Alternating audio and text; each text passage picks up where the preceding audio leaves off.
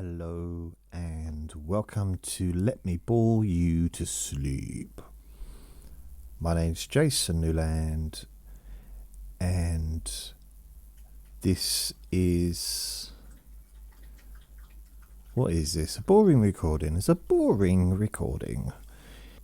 Please only listen when you can safely close your eyes. I've posted a little post on my Facebook group, Jason Newland's Boring Group, to my 12 listeners, my 12 members. I just put, I'm now going to record a new Let Me Bore You to Sleep. It will be a Q&A. Ask me anything. I will start the recording in a few minutes, which I have. I shall keep an eye on this page throughout, so feel free to ask me anything. Kissy, kissy, kissy. Like just kissy, kissy, actually. And then in brackets, the recording is not being streamed live. Just you're not missing anything, you know. I will record it like I normally do, but then I will edit it and stuff. So you won't hear this live, so you won't hear me saying, oh, you know, post a comment or something. But maybe what I'll do, maybe I'll do a new thing, like every week, maybe a Q&A Friday. You can ask me any questions you like, or ask me what I think about certain things. You know, gotta be a little bit careful if I don't want to be controversial. Not really my thing. Used to be my thing. Used to be my thing, but it's not anymore. I'm all about peace, baby. So I will keep an eye on this throughout the recording. I've not really given, I haven't, have I? I've not given any notice, really. It's been up there for 6 minutes, and I've literally just started recording, so it was up there for 5 minutes. Surely that's enough time. I realise that there's going to be people on parts of the world that will be in bed right now, so you won't even see this message until, you know, you wake up, maybe in 8 hours time or whatever. But it's okay. I might look to do a weekly one or a monthly one. Let me know what you think, because I pretty much decided that, well, I didn't decide to stop doing these anyway, but I decided I'm just going to keep doing these.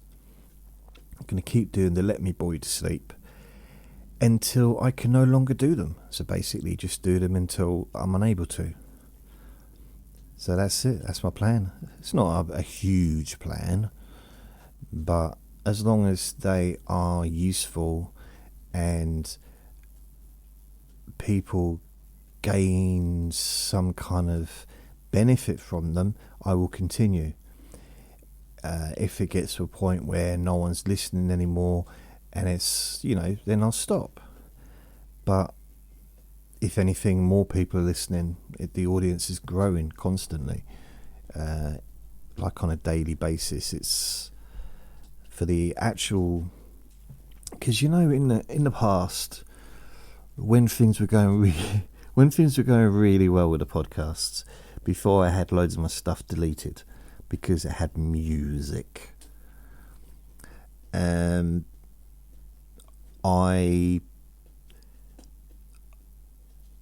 was getting probably maybe 700. It's hard to remember now. 700 plays a day, maybe sometimes more than that, from the Let Me Bore You to Sleep podcast on its own. And then I was getting thousands on the other podcasts. So I was probably getting about 1 million a year, all in all, throughout the different podcasts of the Let Me Bore You to Sleep. Out of the, 6 million I was getting a year between all of the stuff. Well, that definitely got cut. A big chunk of that got cut because I lost a lot of those podcasts and stuff. Well, this is really positive, upbeat, isn't it? And so I'm pretty much down to 3 podcasts now, and I've got quite a few on Spreaker still, but that's just without music, and they don't get much traction at all. But the Let Me Bore You to Sleep one is now getting, it ranges between 1,500 to 2,000 a day plays. So I've had 10,221 in the last 7 days. So that's including the day. So day's not finished yet. 60,000 in the last month. So there's more people listening on the actual podcast now than they used to. And I have quiet days. The 15th of March was 464, but then the 22nd of March was 4,177 plays. So it's up and down, and so I don't know what I'm trying to say. I'm trying to say something, but what it is, I guess I'm trying to. Aren't I wonderful? That's really what I'm trying to say. Aren't I amazing? Blimey. Okay, so now the message I posted has been seen by 3 people, but no one has left a comment. Oh, ask me anything. I know you can't hear me, but you can hear me, but you can't hear me live. Maybe I should do these live. But where should I do it live? I don't know. But then if I do it live, you're going to hear me coughing, and you're going to hear me, you're going to hear Vinny barking and all that stuff that's really not conducive to peaceful relaxation and sleep and stuff.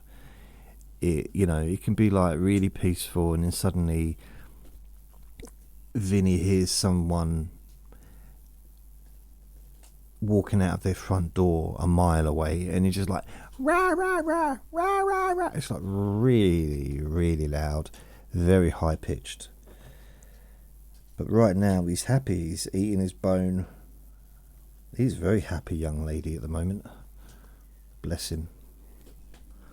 Right, here we go. Ben has started the race off. You're now ahead of everyone else now. Yay, go Ben.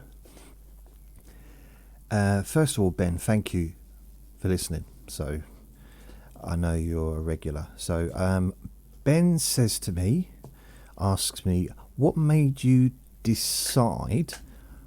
Should I do it in his voice? What made you decide to become a sleep specialist? And if you won the lotto, would you still record? Now, I don't know what... I'm sorry, Ben. I know it's not what you sound like. I've got no idea what you sound like. I'm just being silly. I'll stop.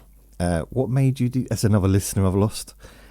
What made you decide to become a sleep specialist? And if you won the lotto, would you still record? Well, of course I wouldn't. I'd be gone. No, I would. You know what? Okay, I'll do the first bit first. What made me decide to become I wouldn't class myself as a specialist of anything, if I'm honest.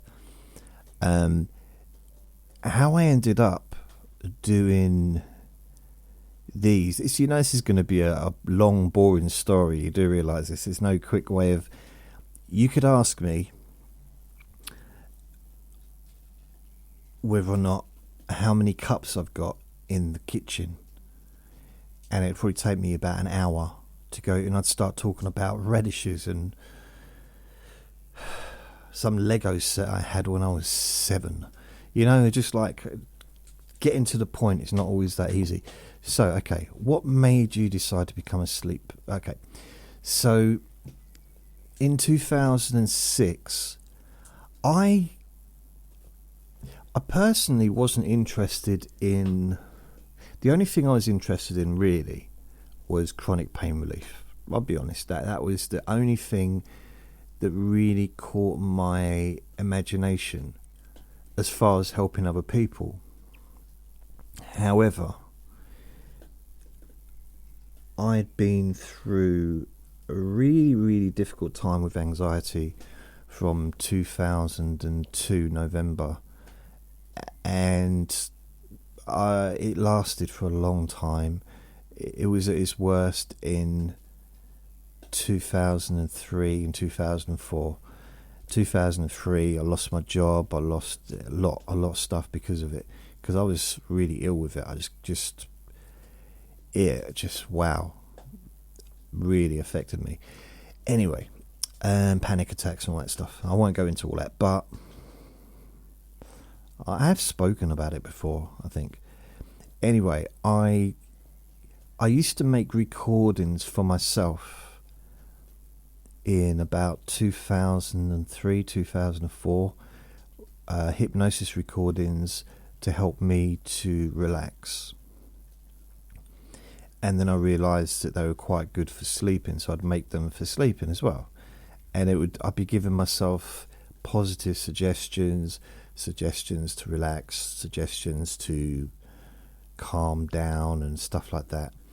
And I was, by 2005, I was in 2004, but in 2005 I was regularly using hypnotic techniques during the day when I was at work to keep my anxiety under control. Now, I just want to point out, at this time, I'd had a history of anxiety and depression and stuff, but I didn't know that I was bipolar. That I wasn't diagnosed until the end of 2010, I think it was. 2010? Yeah, I think it was. Or was it 2011? I lose track. Anyway, so I wasn't that diagnosed, so I didn't know about that. I didn't realise that I needed medication and stuff, other than antidepressants, which I kept being on and off for years. Anyway, see, it's a long, drawn-out thing. Have I got any other messages? Come on, give me some more comments, so I don't get stuck on just one. One more, another question. Okay, so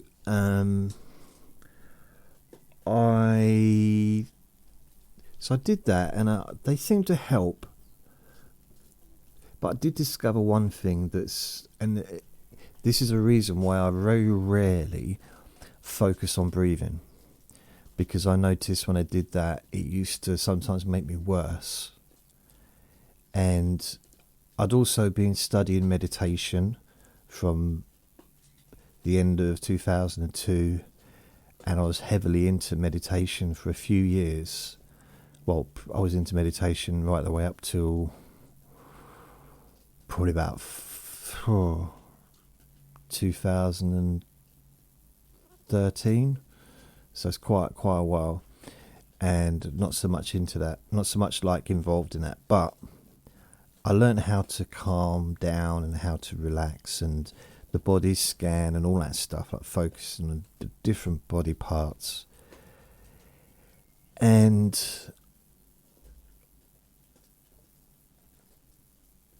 I noticed that as I relaxed, my breathing naturally became deeper and slower. But I didn't, if I tried to do that, sometimes I'd end up going into panic. So I didn't like to sort of try and control the breathing as much as just relaxing, and the breathing slowed down naturally.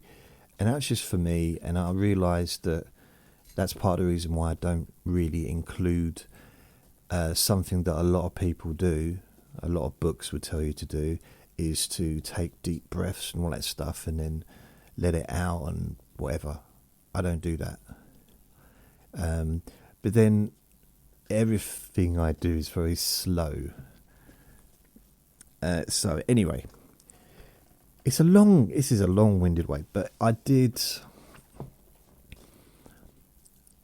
in 2006, in 2004, I spent 2 years trying to help people locally with chronic pain using hypnosis, and nobody was interested. I just couldn't get any interest. I did a bit of hypnosis with friends for relaxation and stuff like that, and they always fell asleep. Always. And just, okay. And I noticed even in the late 90s, even maybe in the 90s, I noticed that I'd be talking to people and sometimes their eyes would glaze over and their eyelids would start to shut. And I discovered this a lot more. I really had a real big, like, pingy moment, ding moment in 1997, 98. It was before I'd even started studying hypnosis. I was in counselling because I'd had a big family thing had happened, and I just needed counselling. So I went to counselling in the local university, and it was a student counsellor, and I was going there on I think it was a Saturday morning, funny enough. So I went there for probably 3 or 4 weeks. And I was in there, and she was there, and she was talking to me. And again, I've told this story before, but knew nothing about hypnosis other than what I'd seen on television. Paul McKenna was pretty much it in the UK. As Ben, you probably would agree with that one. He was the main hypnotist on television. Paul McKenna's Magical World or something during the 90s, or even was it the 80s or 90s? It was 90s. It might have been late 80s as well. But he was very famous. It still is, I guess. But yeah, back then he had a TV show. So I didn't know. I thought it was just getting people to act silly. And I thought literally if you just said to someone sleep, they could just flop their head down and they'd be asleep. Because you'd have to have the magic though. You'd have to be able to know what to do. And anyway, it isn't quite like that in reality. It's and I've studied stage hypnosis as well. Anyway, not at that point I hadn't. So I'm sitting opposite this lady. She's probably 19, 20, and I was about 27, I guess. And she asks me a question, and I answer it. And as I'm talking, I think at some point I'm looking around. I'm not really looking at her. And then I look at her, and I notice that she's not moving. And I thought, well, I'm not that I'd expect her to be dancing or anything, but she wasn't, almost like she was like a statue sitting there. And I thought, okay. And I continued talking, and her eyes were glazed over. I mean, they were watery almost. And then she started closing her eyes, like blinking. And then the blinks became slower, but her eyes stayed closed for longer. So it turned from blinks to really slow motion blinks. And then eventually I continued to talk, thinking I was being very interesting in my enigmatic manner. And she was gone. She had her eyes closed for about a few minutes. It wasn't like a long time. It wasn't like she's still there now. She's now in her 40s. No, she, it was, her eyes were closed for quite a while. good, like probably three or 4 minutes. And I just sat there. I stopped talking. And I just sat there thinking, is this a joke? Is she going to like pop up, open her eyes and start laughing? Gotcha! Kind of, is there a camera in here just to see what my response would be? Is it some kind of psychological experiment, to see whether or not I would steal a cake from the table, or I don't know, draw a moustache on her with a biro. I don't know, whatever people would do psychological tests for. But I just sat there,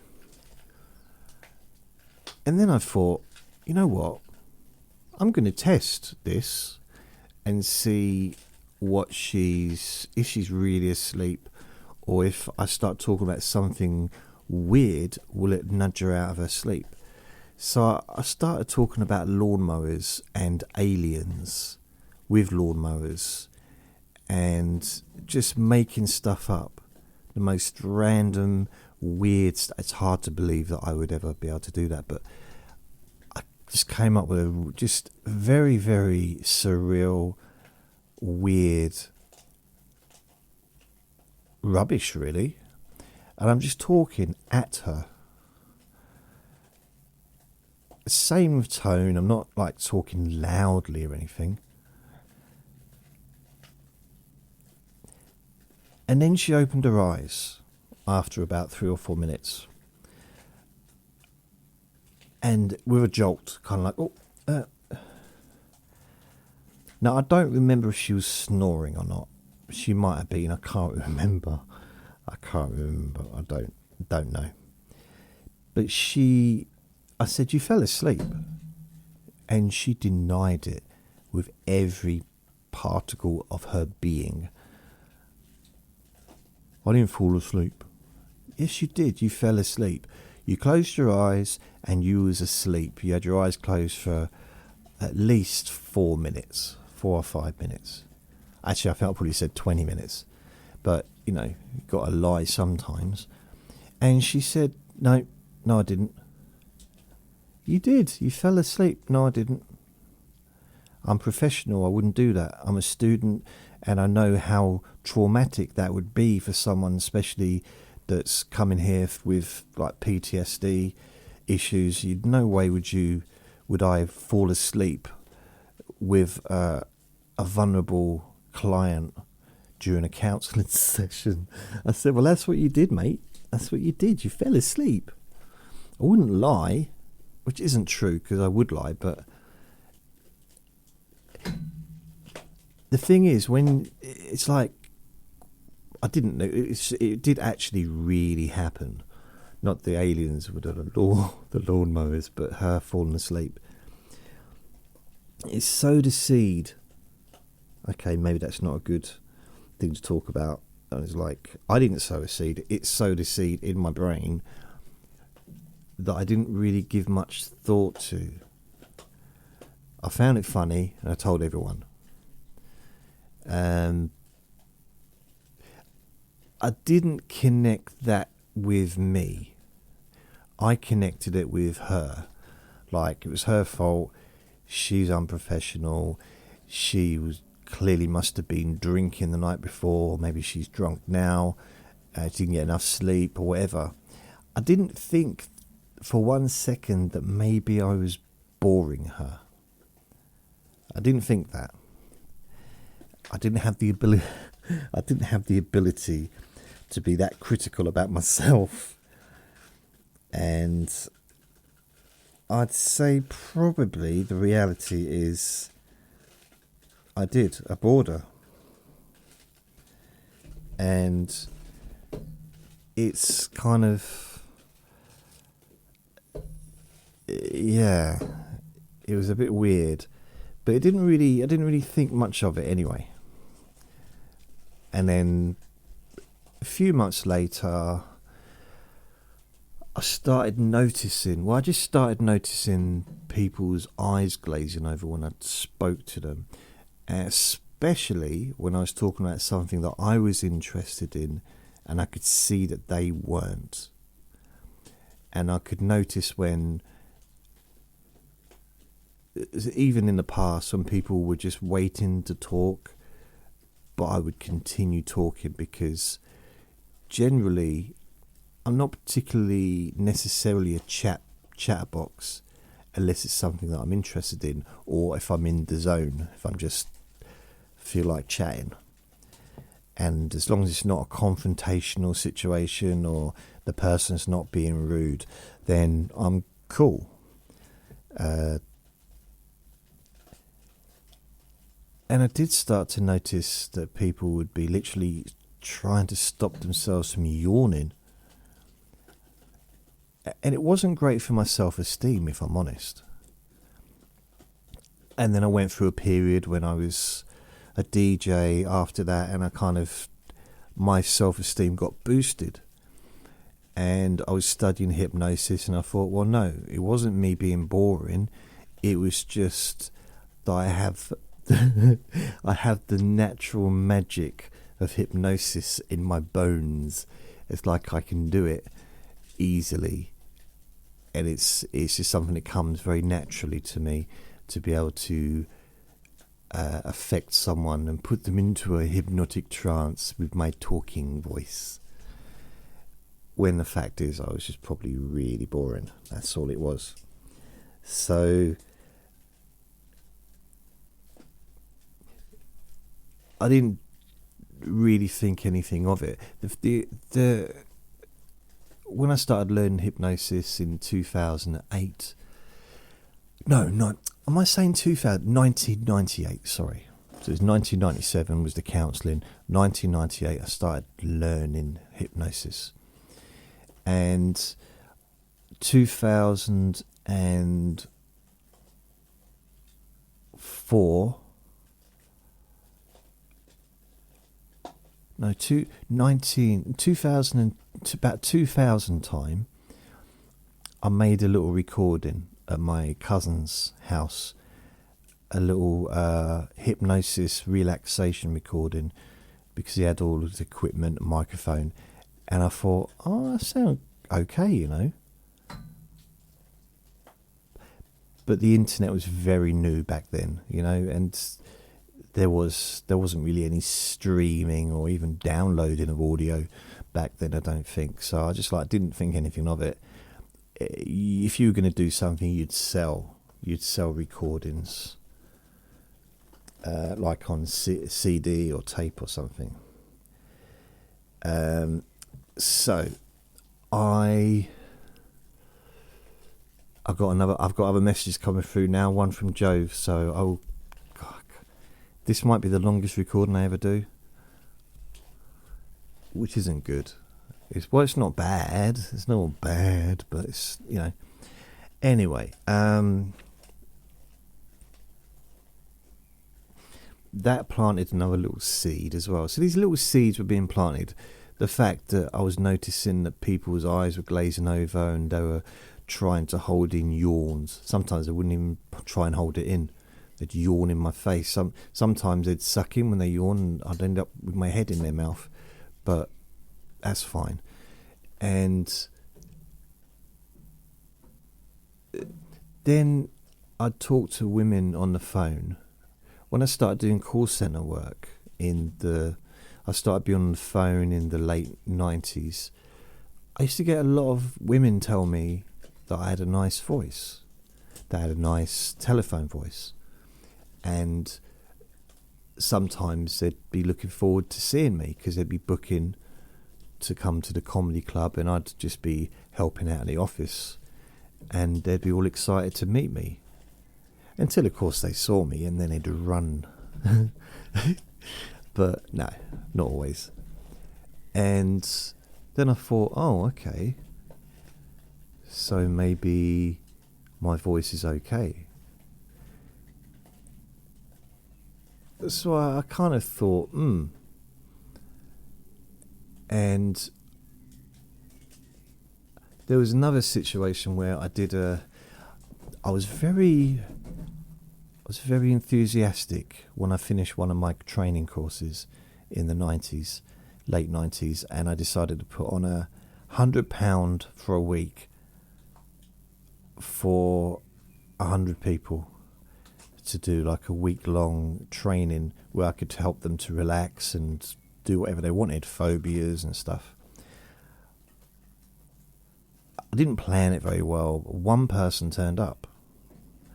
So I said to her, well, it's not on because no one turned up and you're the only person. But I'm happy to spend a couple of hours with you for free. And we did. And I helped her with an issue that she had, an anxiety issue. And she said it really helped. She was a musician.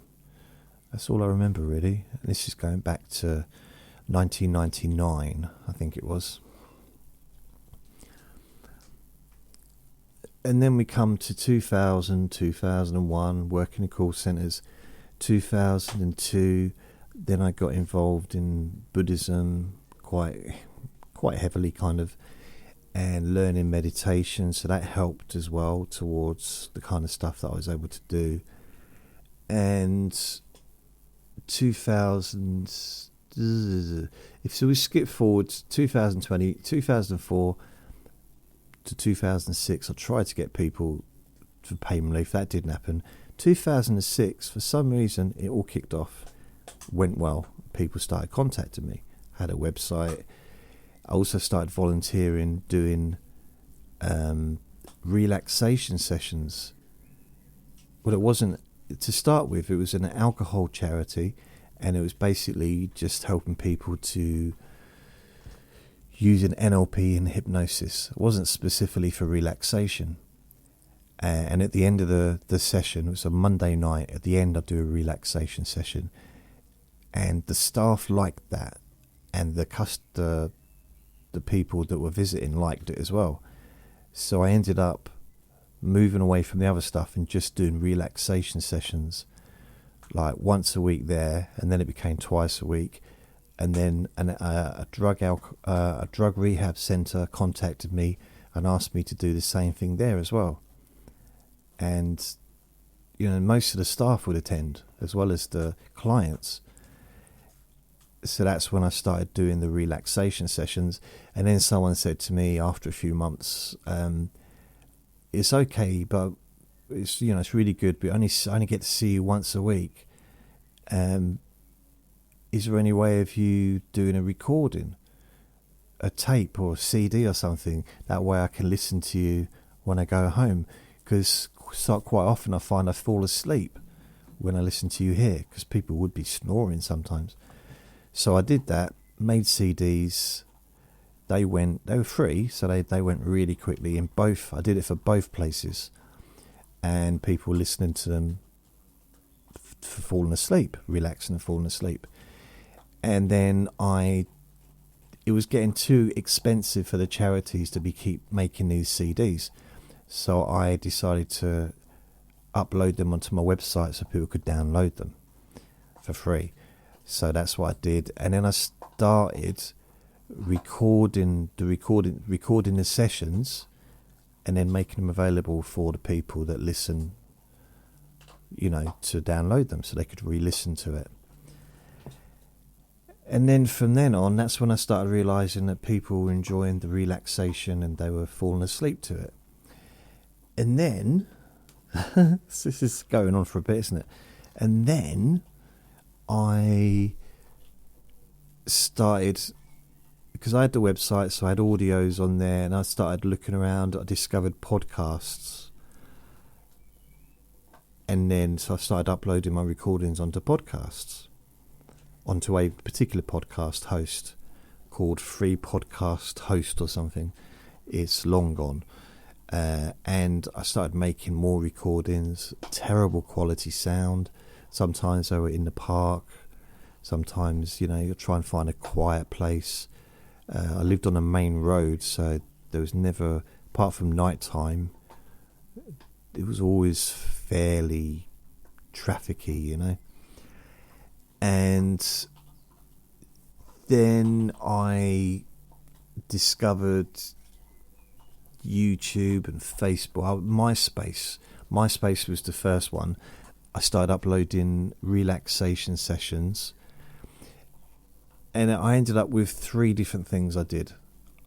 Chronic pain was still my little baby. I wanted to, because I missed this bit out. I spent 2006 visiting people and then having a room in a therapy centre part-time. I was working full-time. This was just part-time, no money. It was just I had to pay for it, but helping people with chronic pain relief. And people started coming for other stuff, and anyway, that lasted for a while. I carried on with the alcohol and drug charities from near the beginning of April 2006 until about November, October time, whatever, 2007. And yeah, so during that time I started doing online stuff. I wanted the chronic pain relief sessions to be the popular ones, and they were okay on MySpace. I uploaded all the audios that I had on my website, and also I made videos as well, like with a webcam. And I uploaded relaxation sessions, sleep sessions, and chronic pain relief sessions. And pretty much sleep sessions were always the most popular out of all, statistically voted by the crowd, I guess. And I was a little bit disappointed because I kind of felt that I had something to offer with the chronic pain relief, because when I was seeing people in person, face to face, every single person, unless of course they lied to me, every person I saw benefited from what we did together. That's what they told me anyway. So as it continued, the sleep stuff, relaxation, to be fair, the relaxation and the sleep kind of mixed together, because I came to realise that it's the same stuff, really. It's the same. If I listen to a relaxation session, I'm going to fall asleep. I will. It's just the way it is. And I used to just tell people, look, if you don't want to fall asleep, just set your alarm. Otherwise, you're probably going to fall asleep. And then, have the introduction. Only listen when you can safely close your eyes, because that covers pretty much every scenario. Because you wouldn't do anything dangerous with your eyes closed, would you? Generally, not if you're, I don't know. Generally, you shouldn't, I'm guessing. Anyway, I was still doing recordings, videos on YouTube, because that obviously YouTube came along, so I jumped onto that one. Facebook as well, built an audience with Facebook. MySpace, I had about 50,000 followers on MySpace, maybe more. In fact, it might be nearly 100,000. But then they kind of just went to pot. Facebook took over. Maximum amount of people you could have on Facebook was 5,000. So I had 5,000 friends on Facebook within a short period of time, and it's dwindled down to about 3,500 now, I think. And I don't know most of those people now. Know some of them, like from the listen and stuff. And I've had a few Facebook groups, and I've got this Jason Newland's boring group, which is pretty much the main group now that I deal with. It's only 160 members, but everyone that's on the group are people that actually do listen to my recordings. With Facebook, the page, my normal page, it could be anything. Could be anyone on there. I I've stopped adding people that try to add me friend requests, because a lot of them are just spammers, scammers, and they add me and they say, "Oh, so who are you? What do you do?" Well, if you don't know what I'm doing, why did you add me if you don't know? Because no one's going to look at my profile and think, "Oh yeah, I got to have him." Oh, especially considering my pictures of me when I was 9. That's my profile picture. Although there might be a picture of me on my Facebook page as an adult, I don't know. I do lose track of these things. At the top of the page, oh no, there is a picture of me. Okay, I'll take that back. No wonder people are trying to contact me. As I do look very sexy with my spectacles. Okay, anyway, and I used to do these vlogs just called Jason Chats, where I used to make videos and just talk about what's going on in my life. And someone said to me a few years ago, probably about 6 years ago, probably not long before I started doing these Let Me Bore You to Sleep podcasts, that he liked listening, or she liked listening to or watching the podcast, the Jason Chat vlogs, because they'd get sleepy and fall asleep listening to me. And I thought, okay. They said, you're so boring. Not in a bad way. Generally it would be a bad way if you say that to someone, but anyway, don't matter. And it just, again, all the seeds kind of came together, and became sprouted into a little cress, a little bit of cress. And I thought, okay. Maybe I'll try and mix everything together and see what I come up with. And so I thought, Let Me Bore You to Sleep. That's the title. I didn't do any research to see what else was out there.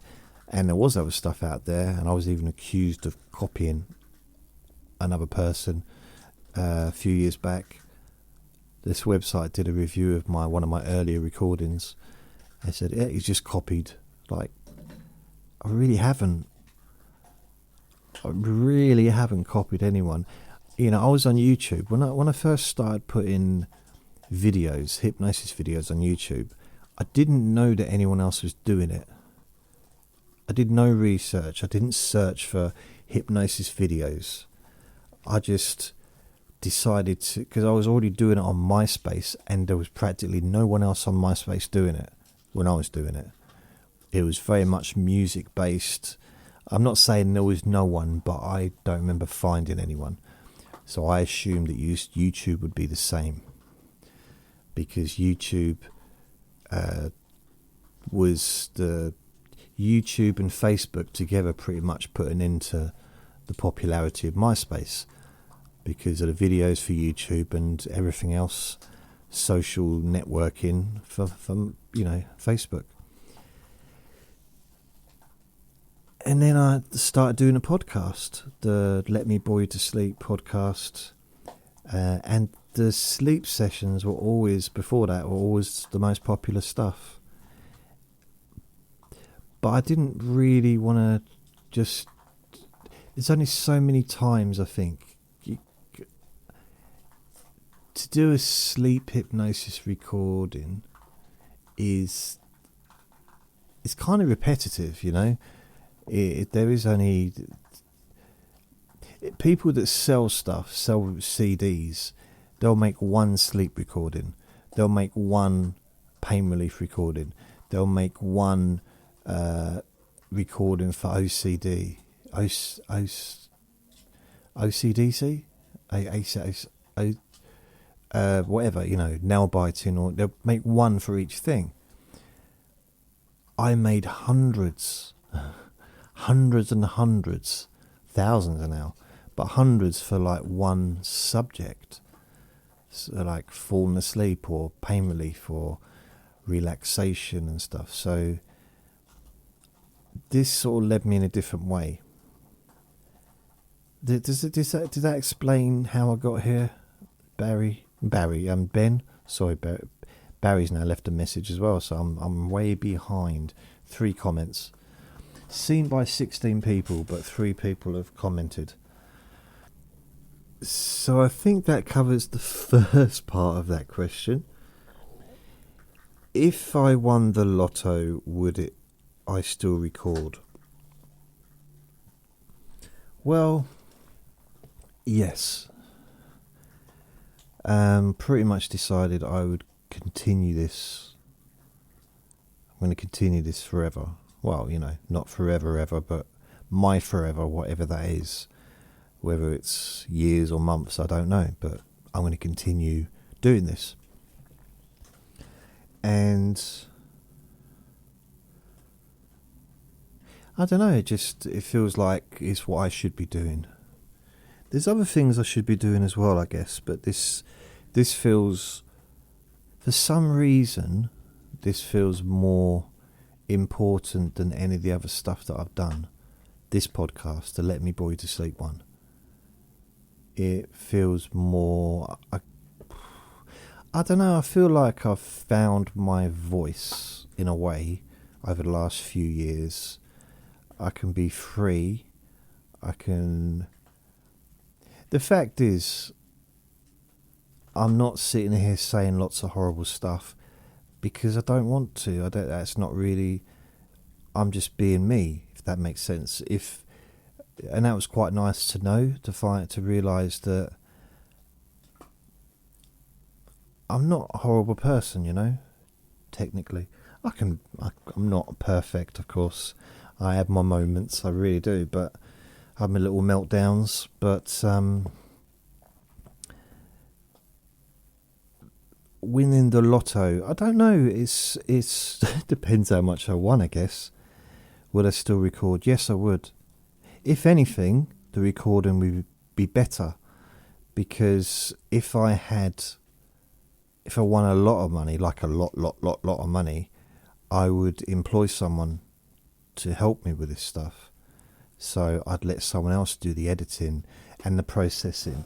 I'd let someone else do all of that stuff. I would just make the recording, and then they could do the artwork and for the podcast images, and they could promote it. And also, if I did have, a big amount of money, I could really promote myself online in a bigger way and reach a larger audience and maybe help more people, maybe. So that's kind of what I would, I would still record 100%. So Ben, I hope that answered your question. It took me 3 days to answer it, but so the next question, I'll tell you what Barry's asked as well, because I will get to that. Just have to let you know you're amazing. Oh, thanks, Barry. Feel like I know. Should I do it in his voice now? No, I better not, actually. I'm just thinking. His name's, I won't say his surname, but it's Barry, and it's the name of a very, you'll see it if you go into Jason Newland's boring group, you'll see his name because it's there. But it's a private group, so I'm not going to say anyone's surname out loud like on here. But it's a very famous singer, like the most famous singer with the first. In fact, no. There's more than one famous singer with the first name Barry. Just 3 came up straight away. But it's a very famous singer, and I don't want to talk like him because it would probably come across as inappropriate if I try to talk like the singer I'm thinking of. Or I'll do it in a different voice, okay? Just to have to let you know you're amazing. Feel like I know you like a best friend. Listening, I'm trying to do Barry Manilow here, by the way. Feel like I know Mandy. Oh yeah. Just to let you know you're amazing. Feel like I know you like a best friend. Listening every night. Old ones, new ones, I don't mind, you help me forget at bedtime. Just wish you could make a penny out of your work. See, Could you read that properly? Just have to let you know you're amazing. Thank you. Feel like I know you like a best friend. Listen every night. Old ones, new ones. I don't think you help. I don't mind you. I don't mind. You help me forget at bedtime. Just wish you could make a penny out of your work. Thanks, Barry. A penny is about about what I make, but yeah, it's fine. I'm really happy. You know, getting messages like that, it does mean everything to me, to be honest.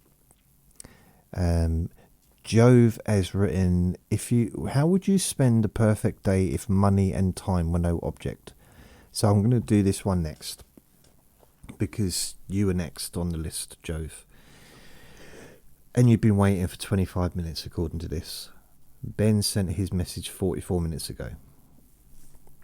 Barry was 14 minutes ago, so I'll do Jove. How would you spend a perfect day if money and time were no object? I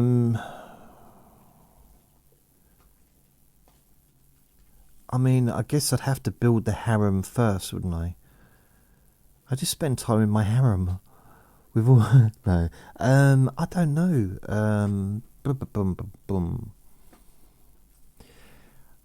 I'd like to. I mean, it kind of would go back to the lotto win, I guess. If I won the lottery, I'd live somewhere nice. I'd still do this. Even if I didn't have an assistant to help me, I'd still do this because it's fun and I like feeling that I'm contributing towards helping other people in some way, my own little way. And so I'd still do this, but I'd be living somewhere nice.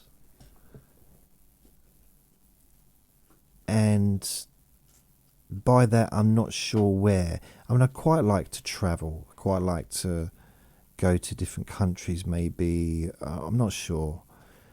But I'd definitely like to have a better lifestyle, living somewhere bigger and with a garden for Vinny to run around in and maybe for me to run around in. And, you know, I'd kind of quite like to get another ferret, maybe a few. It's a garden big enough to have an enclosure where lots of them can play and, you know, have fun. And hopefully Vinny would behave himself. I have to make sure he was well fed so he never got hungry. I think he'd love it. I think he'd absolutely love it. All these little ferrets jumping all over him. I think he'd have the time of his life. And I don't know. Everything else is... it'd just be nice, I guess, to be able to dress nice and to have a different kind of lifestyle to the one I've had during my, the last, however many years, pretty much since I left school. I mean, before I left school, everything was, I had everything I needed as far as like clothes and food and all that stuff, so I wasn't wanting for anything. I had my own room and stuff. My own room. We all had our own womb, unless apart from twins, they don't have their own womb, do they? But after the age of 15, things went downhill a little bit, and I was pretty much homeless from the age, sort of 16, 17, 18, on and off homeless, living in different places. I never quite really got my life together properly.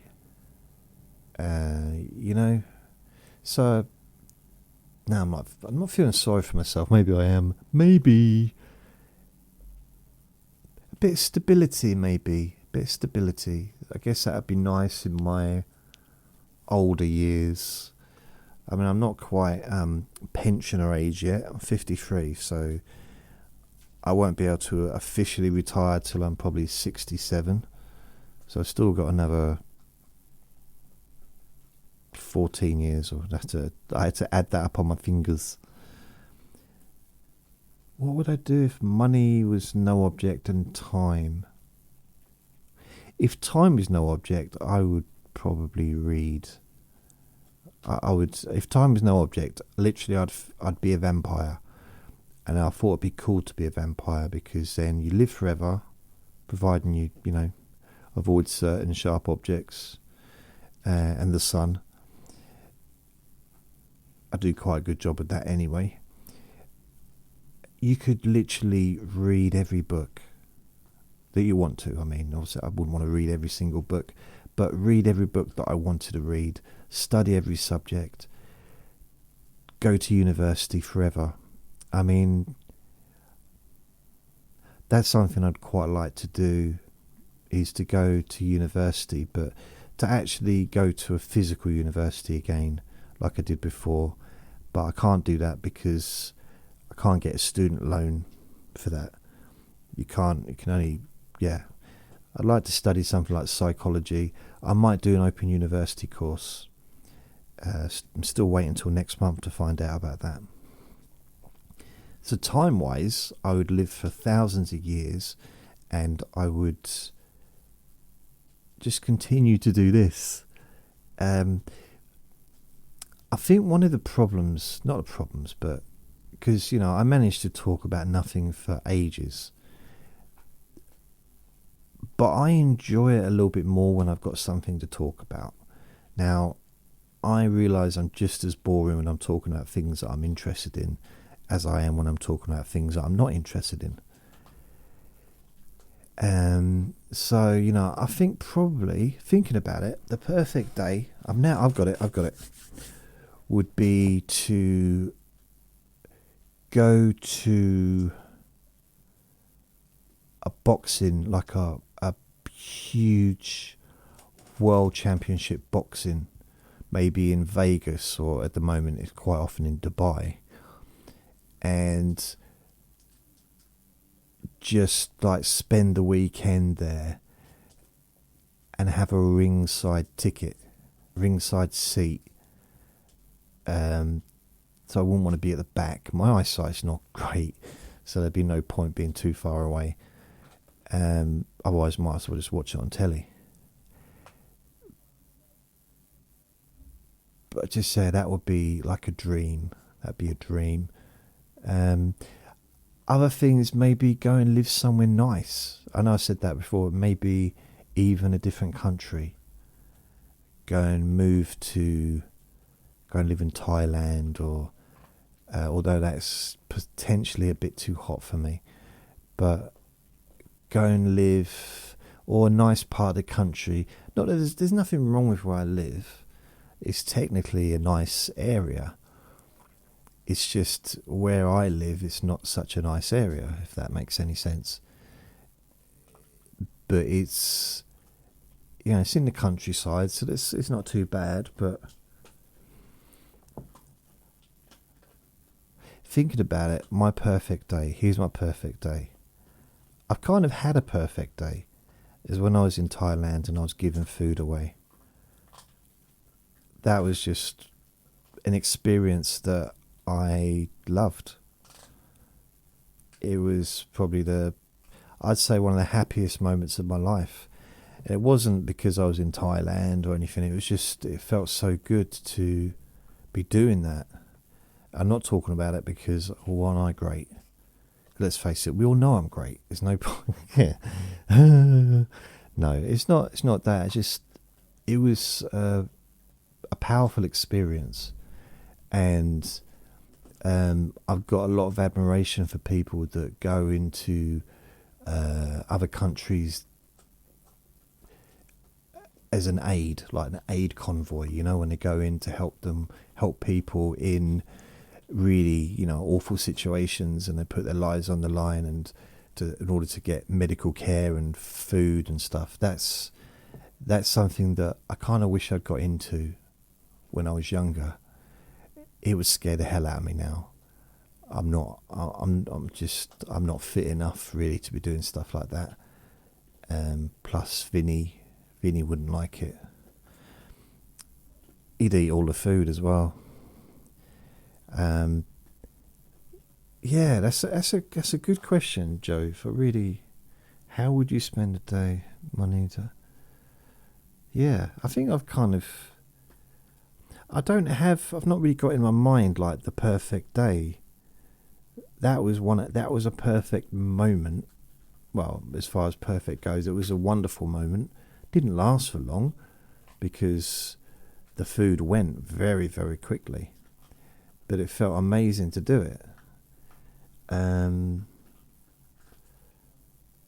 But perhaps that would get boring after a while. Doing that every day would be just like a job, I guess. A very expensive job.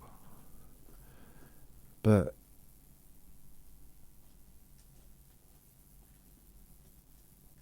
yeah, I suppose a perfect day would be doing this and then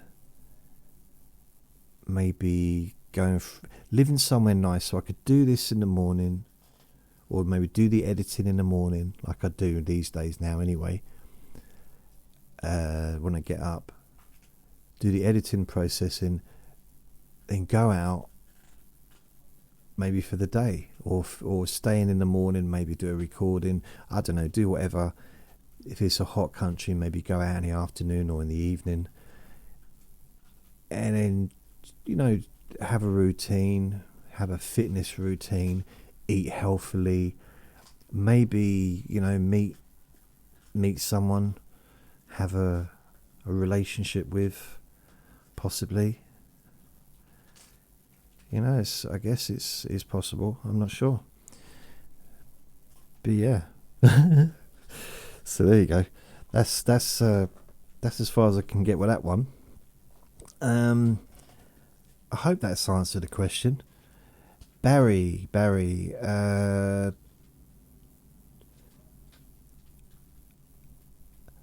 Right, Barry doesn't ask me a question. Just let you know, I don't know, listen to. Well, thank you, Barry, for your comment. But there's no. Wow, so I've answered all the questions. There was only 2 questions, 3 messages, but 2 questions. So I think I would say I've accomplished what I set out to do. Yes. Yeah, that's all right, isn't it? I've kind of done it. Kind of.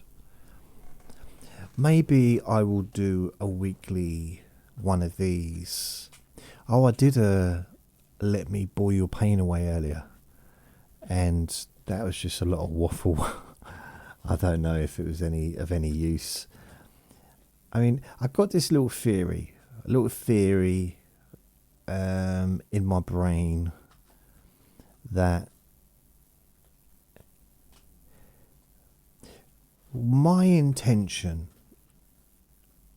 when I do these recordings is for the people listening to relax, to get what they need from it, whether it's to feel more relaxed, whether it's to fall asleep, whether it's to reduce stress or anxiety issues that they're, you know, during the day when they're not listening, to just like whatever's going on. I like the idea, and I might just be delusional, but I like the idea that maybe listening to me regularly, even in these recordings where I'm not really I'm just chatting about nothing a lot of the time, but perhaps getting into that zone, into that mindset, that energy can make causes changes to occur in your mind and in your life, and to maybe some of those old programs that were holding you back maybe are broken along the way, so that you feel freer to live a happier life, maybe. You know, that's kind of, and that including pain relief and feeling more relaxed and feeling, well, you know, increased self-esteem, and realizing, and you hear it enough, maybe realizing that you do deserve to be happy, and after hearing that regularly for maybe a few years, it starts to sink in. Maybe it doesn't take a few years, maybe it takes just a few weeks, maybe less time than that. But hearing that when you're perhaps asleep or half asleep, it more likely to sink in, I guess. And that was the intention behind these podcasts, the Let Me Bore You to Sleep. I thought if I could try to incorporate lots of different things into one place, and I realised I probably ended up just literally talking rubbish for an hour every time I do a recording. However, the intention, I suppose I'm like someone that gives you a cake. I'm so pleased with a cake, and you look at it and you're like, okay, thanks for the cake, JJ. And I say, you going to eat it? I said, no, I'll eat it later. I'm all full up now. My tum-tum's full, but I'll eat it later. And then I go away and you look at the person you're with and it's like, what on earth is it? It looks like a poo. And it's kind of, and then the other person says, I think it might actually be a poo. And, it's kind of like, well, what I think it is might not be what other people think it is. But then we can all, we all see the world differently, and we can experience different things in different ways and benefit. And I noticed that in my life over the years, sometimes just one little bit of information, one sentence can have quite a profound change to me. And I remember one sentence I really liked. Someone sent this to me. They put it on a postcard, I think, or a letter, and they said, "You can choose to be right, or you can choose to be happy." It's like, I choose to be right, obviously. But I just thought, yeah, you're right. You don't. What's really worth arguing about? And I realise I've met a lot of angry people that are right, but they're not happy. So yeah, there's just little things like that. Another one. Someone said, I can't remember. It was like a famous philosopher said this. If you right from this second onwards, you were told that when it came to your final day, you would come back, be reborn, but you'd be living your life again. But from this second, so not reliving the past, you just be reliving your life from this second onwards. So anything you do from now until the end of your time will be repeated over and over again, continuously on a loop. So if there's like 40, 50 years left, you'll be repeating those 50 years. And if that was the case, how would you choose to spend the rest of your life? And that, I remember thinking to myself, when the person told me, I said, look, I just ordered a Big Mac. Can you just give me my food? Why are you talking about this? And he said, well, I'm studying it at college. I said, I don't care. My fries are cold now. He said, it didn't take me that long to tell you. I said, it doesn't matter. None of that happened. But yeah, I think it's quite interesting. Like, how would you, if you knew, like, from this moment onwards, that's how you're going to live the rest of your life over and over again.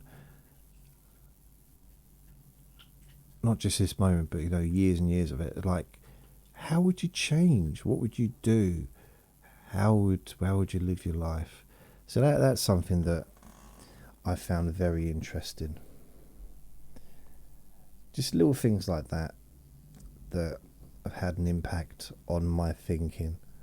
Lots of things have, but I can't remember all of them because otherwise I'd have a brain. And that's it. That is it. There's no other questions. If there was more questions, this recording would have been a lot longer. A lot longer. But the comments been seen apparently by 25 people, but 22 of those didn't want to ask a question. Ooh. Maybe tomorrow I'll do the same thing. I'll do the same thing tomorrow. So I'll post the same question, and if anyone's got any questions, then ask me and I will answer them tomorrow. So this will be released, although it's today, it's Wednesday. I don't know necessarily, probably be uploading it tomorrow morning, because it takes a few hours to do that. It's now 7 o'clock in the evening. So tomorrow I'll do it and it'll be released on Friday morning, I guess. It all depends. And what's been really good is Vinny hasn't barked once. Not once. I'm very pleased with that. I like it when he doesn't bark. He's been so busy chewing on his bone. He's the happiest little monkey in the whole wide world right now. Although I'm beginning to wonder, it looks like he's eating one of his feet. No, it's not. So I'm going to go. Thank you, everyone. Thanks for everyone for listening, and especially thanks to the 3 people that have left me those messages. So Ben, Barry, and Jove, thank you. It's very kind of you. And big old bit of gas just then, and I want to go. So thank you. Remember to be kind to yourself, because you do deserve to be happy. Just remember that. Also remember to be gentle with yourself. Lots of love. A bit more little gas said. God, I think I need to eat. My stomach's rumbling. I need to eat. That's what it is. Bye.